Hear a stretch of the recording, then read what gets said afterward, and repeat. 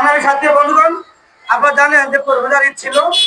এই ঈদের আগে সমগ্র বাংলাদেশের তিনি বলেছিলেন যে ঈদের আগে কোনো শ্রমিক ছাঁটাই হবে না, যে কোনো মূল্যে হোক। অথচ সেই সিদ্ধান্তকে কেন্দ্রীয় কৃষি কমিটি সেটা সিদ্ধান্তকে অমান্য করে, অকার্য করে, নির্দিষ্ট বেতনগুলো দেখিয়ে এই গার্মেন্টস কর্তৃপক্ষ শ্রমিকদের ছাঁটাই করে। যার ছাঁটাইয়ের কারণে ঈদের পরে কারখানা যে আন্দোলনটা হয়, শ্রমিকদের সঙ্গে মালিক যে উস্কানিটা দিল, এই আন্দোলনের মূল উস্কানিত মালিক, সেই মালিককে গ্রেপ্তার না করে আমরা দেখছি শ্রমিকদের উপর হামলা করেছে, তাদেরকে গ্রেপ্তার করেছে বিশেষ ক্ষমতা আইনে। আপনারা জানেন এই বিশেষ ক্ষমতা আইনটি 1974 সালে যে মুজিব আমল যে ছিল, তারা যে তখন সরকার ক্ষমতায় ছিল, তাদের পর আইনে এটা আমাদের নেতা এবং শ্রমিককে গ্রেপ্তার করা হয়। সংগ্রামী সাথী বন্ধুগণ, বর্তমান সরকার ইন্টারিম সরকার, এই সরকার বলেছিল যে আওয়ামী লীগ আমলে যত আইন আছে তারা সেগুলো বাস্তবায়ন করবে না। কিন্তু আমরা সেটা দেখছি যে সেই আইনে আমাদের নেতাকে গ্রেপ্তার করা হয়, জেলখানা নিক্ষেপ করা হয়, আমাদের শ্রমিককে গ্রেপ্তার করা হয়, জেলখানা নিক্ষেপ করা হয়। ধিক্কার জন্য ইন্টারিম সরকারকে। আপনারা বলেছেন জুলাই আগস্টের আন্দোলনে এই ছাত্রদের নেতৃত্বে নাকি আপনাদের চাকরি হয়েছে, আপনাদের সরকার করা হয়েছে। সেই ছাত্ররা জানে যে এই আন্দোলনের মধ্যে শ্রমিকরা না থাকলে এই আন্দোলন এত বড় হতো না। সংগ্রামী সাথী বন্ধুগণ, 2000 মানুষ এই আন্দোলনে নিহত হয়েছে, এর মধ্যে 200 থেকে 250 ছাত্র মারা গেছে, বাকি সকল সমাজের মানুষ ছিল। সেই সকল সমাজের মানুষের অধিকার বলঞ্চিত করে, তাদের অধিকার বঞ্চিত করে, তাদের পেটে ভাত না দিয়ে তাদের অধিকার বঞ্চিত করে আপনারা আমাদের শ্রমিকদের গ্রেপ্তার করছেন সেই আওয়ামী লীগের আমলের আইন দিয়ে। সংগ্রামী সাথী বন্ধুগণ, আপনারা বলেছেন যে আওয়ামী লীগের আমলের দোষর কারা। আমরা দেখছি সেই আমলের আইনগুলোকে আপনারা ব্যবহার করছেন, আমাদের শ্রমিকদের গ্রেপ্তার করছেন, আপনাদের গ্রেপ্তার করছেন। তাহলে আমরা এটা থেকে বুঝতে পারি আপনারাই হলেন প্রকৃত দোষর। আসলে আপনার নাম ভাঙিয়ে খান যে আপনারা বলেন একদিকে আওয়ামী লীগের রাজনীতি দল রাখবেন না, আওয়ামী লীগের রাজনীতি আপনারা করবেন না, কিন্তু তাদের আইনে আপনারা কিন্তু সরকার চালাচ্ছেন আমরা দেখছি।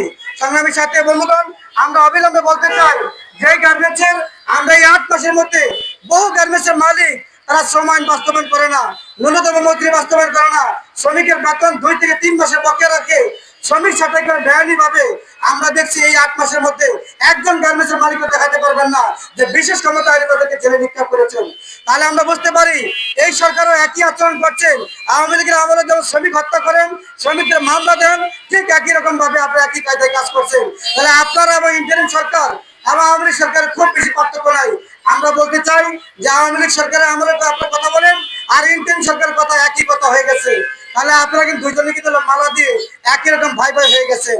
সংগ্রামী সাথী বন্ধুগণ, আমরা তাই বলতে চাই যেই শ্রমিক নেতা শ্রমিকদের পাশে থাকে, শ্রমিকদের পক্ষে কথা বলে, শ্রমিকদের রাজনীতি করে, শ্রমিকদের অধিকার আদায়ের জন্য সবসময় রাজপথে থাকে, আপনারা তাদেরকে জেলখানা নিক্ষেপ করেন। আপনারা ভাবছেন কি যে শ্রমিক নেতাদের গ্রেপ্তার করে জেলখানা নিক্ষেপ করে সারা বাংলাদেশে আন্দোলন স্তব্ধ হয়ে যাবে? ভুল করছেন আপনারা। 7.5 কোটি শ্রমিক বাংলাদেশে আছে, 40 লাখ গার্মেন্টস শ্রমিক আছে। এই 440 লাখ গার্মেন্টস শ্রমিকের প্রতিনিধিত্ব করে গার্মেন্টস শ্রমিকগণ এবং 7.5 কোটি শ্রমিকের প্রতিনিধিত্ব করে সমাজতন্ত্রী শ্রমিকগণ। আমাদের সংগঠন রেজিস্টার্ড ফেডারেশনের মাধ্যমে সরকার অনুমতি দিয়েছে। আমরা আরেকটি পরিচয় দিয়েছি সেলিম মাহমুদের। তিনি নারায়ণগঞ্জ জেলার শ্রম আদালতের তিনি মেম্বার, একজন বিচারকের সমান তার সমমর্যাদা। অথচ সেই আওয়ামী লীগ সরকার আমলে আপনার সেই আইন দিয়ে আমাদের শ্রমিক নেতাকে, একজন সম্মানিত ব্যক্তিকে আপনারা তাকে লাঞ্ছিত করছেন, তার পরিবারকে অপমান করছেন, তার সন্তানকে আপনারা মারপিট করছেন, করে আজকে জেলখানা নিক্ষেপ করছেন। ধিক্কার জানাই ইন্টারিম সরকারকে, যারা গর্ব করে বলেন এই সরকার জনগণের সরকার। আমরা বলছি এই সরকার জনগণের নয়, এই সরকার মালিকের তোষামতে, যৌথ বাহিনী মালিকদের তোষামত করে, মালিকদের আলোচনায় আমাদের শ্রমিকরা হয়রানি করছে। আপনারা এই নারায়ণগঞ্জে দেখবেন 100%-এর মধ্যে 70% গার্মেন্টসে এখনো পর্যন্ত ন্যূনতম মজুরি বাস্তবায়ন করা হয় নাই। তারা শ্রম আইন মানে না, বাস্তবায়ন করে না। আমরা দেখছি না যৌথ বাহিনী কোন একজন গার্মেন্টসের মালিককে, কোন একজন শিল্প প্রতিষ্ঠানের মালিককে তারা জেলখানায় ভরছে। তাহলে যারা কথা বলে, শ্রমিকের পক্ষে কথা বলে, তাদেরকে আপনার জেলখানায় নিক্ষেপ করছেন। আজকেও আমরা দেখেছি সুনামগঞ্জের মধ্যে পলিটেকনিক ছাত্ররা আন্দোলন করছে, সেখানে দেখছি যৌথ বাহিনী কিভাবে আক্রমণ করছে। এই কই কথা ছিল? সেনাবাহিনীর প্রশংসা আমরা জানি, তাকে আমরা শ্রদ্ধা করি, তারা জনগণের বন্ধু হওয়ার কথা ছিল। কিন্তু এই সব মালিকদের তোষামত করার কারণে, মালিকদের ক্রস করার কারণে আজকে জনগণ তাদের করে আঙ্গুল তোষণ করছে। আমরা বলতে চাই পুলিশ একটা নেককারজনক, পুলিশকে মানুষ কালো চোখে দেখেছে যে পুলিশ গরিবের বন্ধু না, শ্রমিকের বন্ধু না। আমরা দেখছি যৌথ বাহিনীও একই রূপ ধারণ করছে।